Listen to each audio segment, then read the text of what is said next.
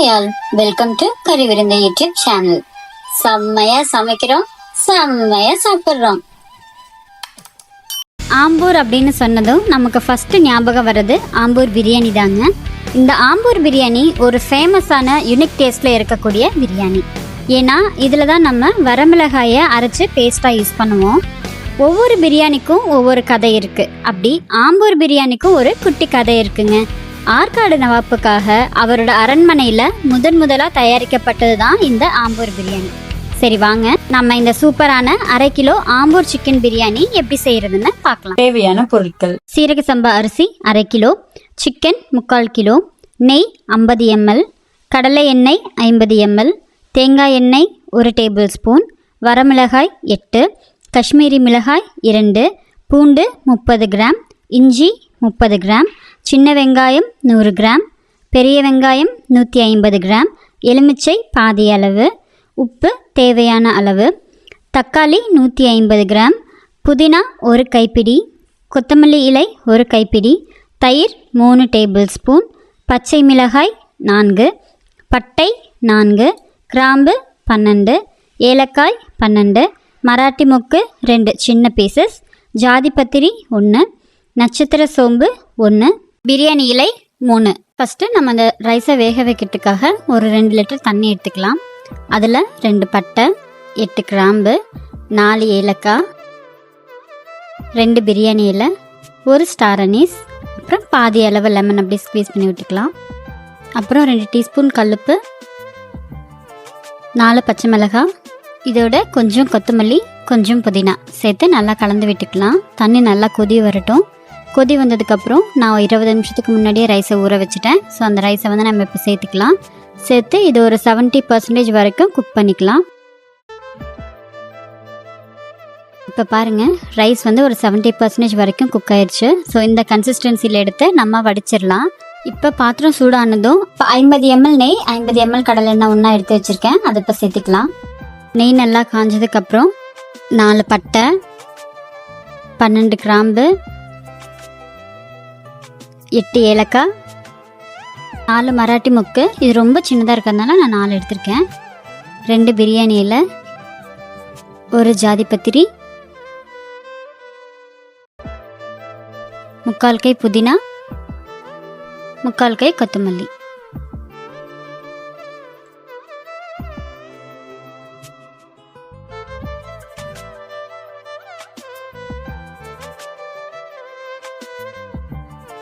இதோடவே நம்ம ஸ்லைஸாக கட் பண்ணி வச்சுருக்கிற 150 கிராம் பெரிய வெங்காயத்தை சேர்த்துக்கலாம். இப்போ கொஞ்சமாக கல்லுப்பு சேர்த்துக்கலாம். இப்போ பாருங்கள், பெரிய வெங்காயம் பாதிக்கு மேலே வதங்கிடுச்சு. இப்போ நம்ம அரைச்சி வச்சுருக்கிற 100 கிராம் சின்ன வெங்காயத்தை சேர்த்துக்கலாம். சின்ன வெங்காயத்தை நம்ம கட் பண்ணி சேர்க்கறத விட அரைச்சி சேர்க்கும்போது இன்னும் நல்லா பிரியாணிக்கு டேஸ்ட் கொடுக்கும். நான் வந்து 8 வரமிளகாய், 2 காஷ்மீரி மிளகாய், மொத்தம் 10 மிளகாய் வந்து தண்ணியில் ஊற வச்சு அதை பேஸ்ட்டாக அரைச்சி எடுத்திருக்கேன். இப்போ அந்த பேஸ்ட்டை வந்து நம்ம இதோட சேர்த்து நல்லா கலந்து விட்டுக்கலாம். இப்போ இந்த மிளகாய் பேஸ்ட்டு வந்து நல்லா ஆயிலில் வதங்கணும். இதை அடிப்பிடிக்காமல் இருக்கிறதுக்காக நம்ம அந்த மிளகாய் அரைச்சி ஜார் தண்ணியை கொஞ்சம் சேர்த்துக்கலாம்.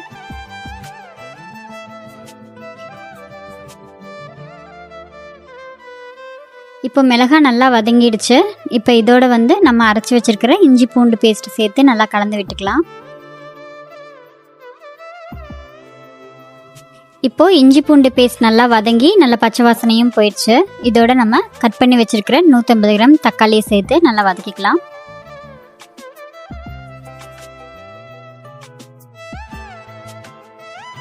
இப்போ நம்ம 3 டேபிள் ஸ்பூன் தயிர் சேர்த்துக்கலாம்.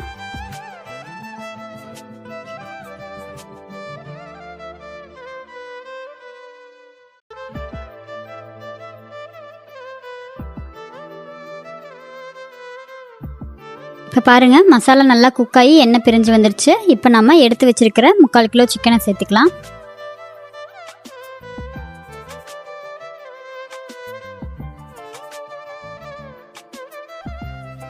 இப்போ கொஞ்சம் உப்பு சேர்த்துக்கலாம். உப்பு சேர்த்துட்டு நல்லா மிக்ஸ் பண்ணி விட்டு நம்ம ஒரு 5 நிமிஷத்துக்கு சிக்கன் வேகிறதுக்காக மூடி வச்சு குக் பண்ணலாம். நடுவில் அப்பப்போ மிக்ஸ் பண்ணி விட்டுக்கோங்க, அடிப்பிடிக்காத மாதிரி.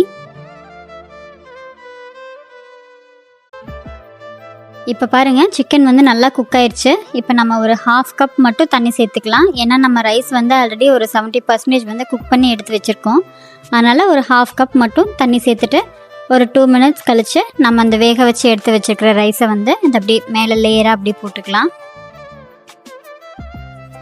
அந்த சிக்கனையும் வந்து நம்ம மிக்ஸ் பண்ணிடக்கூடாது. இந்த ரைஸை வந்து மேலே அப்படியே லேயராக போட்டு ஒரே மாதிரி இப்படி செட் பண்ணி வச்சுக்கணும். இப்போ அடுப்பை நல்லா சிம்மில் வச்சுட்டு நம்ம ஒரு 15 மினிட்ஸ்க்கு தம் போட்டுடலாம். இப்போ 15 மினிட்ஸ் ஆனதுக்கப்புறம் அடுப்பை ஆஃப் பண்ணிவிட்டு இந்த தம்மை ஓப்பன் பண்ணாமல் ஒரு 15 மினிட்ஸ்க்கு அப்படியே விட்டுடலாம். 15 மினிட்ஸ் ஆயிடுச்சு. இப்போ நம்ம இந்த தம்மை எடுத்துகிட்டு பிரியாணி எப்படி ரெடி ஆகிருக்குன்னு பார்த்துடலாம்.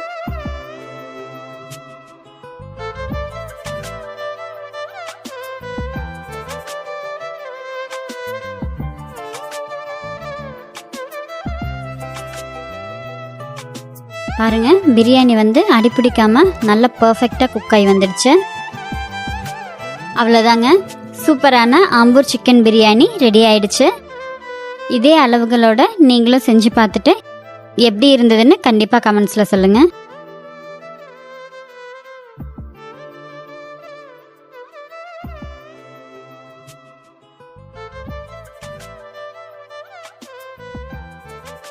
இந்த வீடியோ உங்களுக்கு பிடிச்சிருந்தா மறக்காமல் like, comment, subscribe and friends and ஃபேமிலிக்கு ஷேர் பண்ணுங்கள்.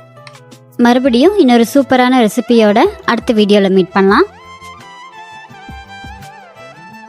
தேங்க்ஸ் ஃபார் வாட்சிங். பாய்.